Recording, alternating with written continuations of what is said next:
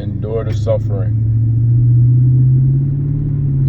Endurance and suffering is probably one of the greatest examples you see in the Bible, and one of the definitive factors when it comes to you as well as a trader. You know, in order to really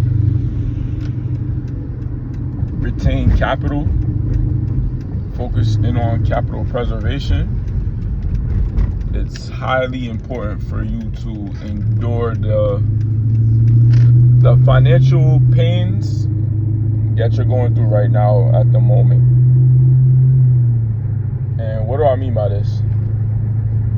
Gas. You might be struggling with gas, rent, Pampers, diapers for your baby, you know, food,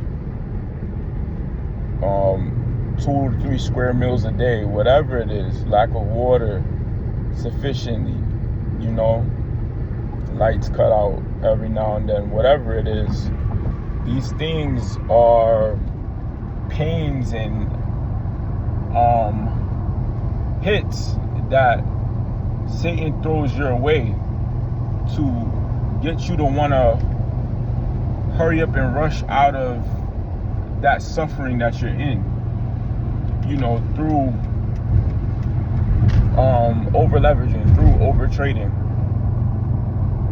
And you gotta just recognize something. You've been enduring this pain for mad years. You've been enduring this pain for weeks, days on end.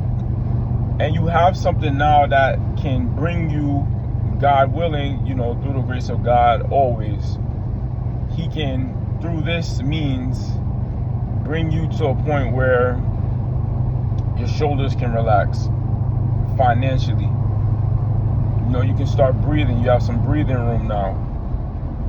And because you want to get to that surface, you know, because you want to get to that point of, hey, I'm above sea level in finances. Now I can look to actually building something.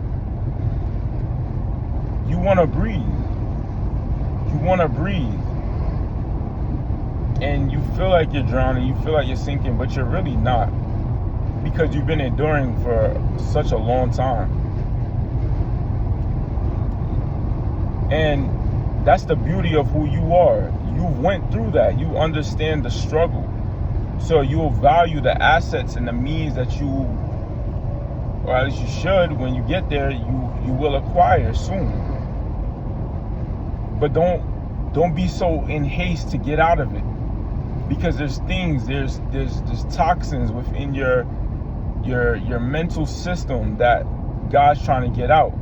So when you do reach that threshold, when you do reach those means and acquire them, and you're breathing now, you're acquiring them with the attributes that God is giving you and God wanted to develop within you to acquire them and to retain them consistently. A great example of this is a sauna. This is basically where you're at, because if you're drowning, you would die. And frankly, none of us have died yet.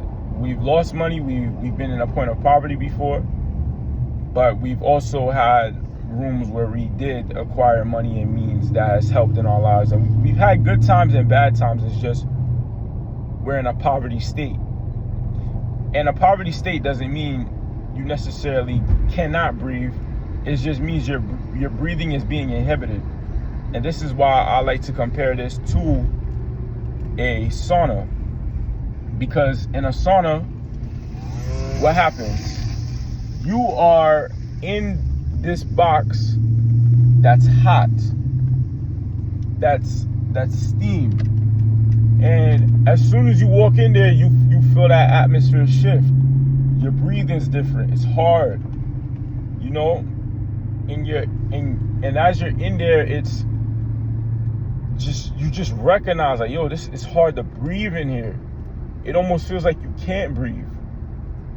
Almost like a little bit of a suffocation in a way. And I've been in one with my I have an older brother who likes going in the sauna. I don't. I hate it. I despise it. But When I go in there, we in there first 5 minutes. All right, it's not good, but I'm enduring. But then after minute 8, minute 12, 14, 16, I'm just like, I gotta get out of here. I gotta leave. And I'm a big dude. You know what I mean? I'm about like 6'5". Likewise, my brother. And the sauna we go in is small, it's compact. And there's other guys in there too, like a bunch of rats and sardines in there, man. So it's no breathing room. The only breathing you might get, like the only gasp of fresh air you might get is when somebody might open up the door to either enter or exit, but it's for a split second, and you can inhale again and get some of that fresh, cool air inside your system. But that's kind of like you when you get your paycheck. That's kind of like you when somebody gives you a little extra money from somewhere, somehow. You might have done a gig or something like that. Whatever it is, somebody might gift you something. You know, it's your birthday and somebody you know might have sent you some money or whatever. Like, that's that breathing that you received. Somebody might have done something out of the kindness of their heart towards you, and it helped you in a certain area of your life. You know, God gives those moments of breathing. That's like that door opening and closing. But thing is, you're still stuck in that sauna and you want to get out. But remember, there's certain things in you that sauna, although it's hard to breathe in there, that sauna is actually pulling out toxins within your body. It's actually for your benefit. And though you may be feeling dogged out, although you may be feeling dreary, you may be feeling drained, that sauna is actually helping you and aiding you to become comfortable in the suffering. And it's pulling out the negativities within your own body. And for like my brother, what he likes to do for the last 2 minutes when we in there is like have us shadow boxing. And I'm like, bro, I'm too tired to be shadow boxing. But when you hear you only got 2 minutes left in that sauna, those 2 minutes feel like the longest 2 minutes. So if you telling somebody to shadow box in there, it's like, man, I don't want to do it, you know? But 1 minute, 30 seconds, 10 seconds, done. When you get out that sauna and you're finally starting to breathe, you're still drained. You're tired now, you know? It's like you've been in there for like a half an hour maybe, right? 30 minutes. You're gonna feel drained still. You're in the good atmosphere now, but you're gonna feel drained. So what you gotta do? You gotta recover. You gotta recuperate. Take your time. Just because you out there doesn't mean you're gonna be just fresh on the go, feeling good. You know, it doesn't switch like that. You've been in a sauna for mad long, and that's something that we need to understand when it comes to these finances. You know what I mean? When you finally get to that area where you've been breathing and you have breathing room, you gotta remember that you're still gonna be drained. So what you don't do when you start acquiring this money is go on a whole fleet, a whole run financially with just acquiring, buying up stuff, doing all these things. Nah. Lay low. As calm as you were sitting in that sauna, that's how calm you need to be when you get out of it. As calm as you were and composed you were when you were in financial poverty for a moment, the same way you need to be when you get out and you got some breathing room.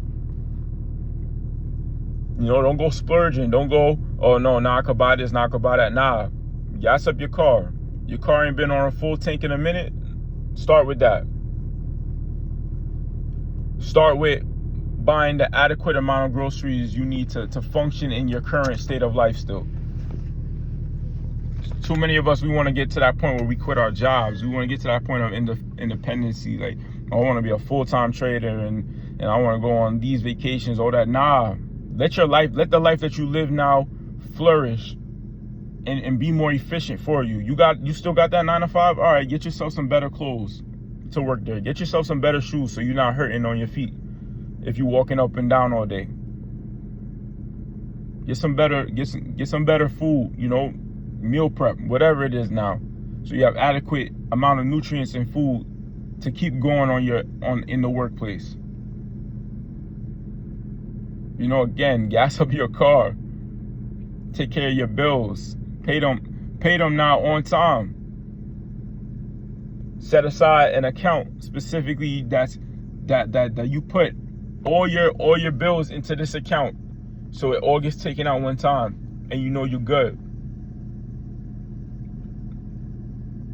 Take your time to breathe now. Appreciate that. Appreciate that you're able to breathe now. And that's not just for you guys, that's for me too, because trust me, I want to get out. I want to stop working. You know, I do want to get to that place where, like, I do full-time ministry. I hang with my brothers, and I just support those around me that are trying to better their health and their livelihood, you know? And we're souls for Christ, most importantly. But I got to start where I'm at now. And so do you guys. You know, get your phone fixed. You got a cracked phone, get your phone fixed, man. You know what I mean? Get yourself a fresh set of undergarments. Buy some deodorant. You know what I mean? Allow yourself to appreciate now the workplace that you're living in. And that's what it means to lay low. When people start getting money, some people, they just want to flash out, but nah, lay low. And that's even better on your account now, because you now have, not only do you have the means for money, but you're efficient in that area. Imagine somebody that's able to pay their bills. Imagine this, right? You get $1 million. What some people like to do is now go switch houses, go switch real estate, switch the roof that they're under. But what if you just stayed in your apartment? You got $1 million and you paying your $1,500, $2,000 rent, and you sitting on this stack of cash that you can use to build other things. You have a good spacing. Your bills is here and necessities, but then you got all this big equity gap with that money. But when you want to go ahead and buy that mansion and all that, you bringing it up here again. That doesn't make sense. Efficiency, man. That's what we need. You can breathe now, man. Congrats. You've been living in that place for mad long. Why switch up right now? Like, you don't have to, man. Appreciate the time that you're in right now and make it efficient. Make the best out of the situation now. And then later on, you can start building more and more and more. So I hope this really makes sense for y'all and you guys comprehend what I'm saying. And y'all just taking into account. You know what I mean? I'm speaking for myself as well. All right? Y'all have a blessed one.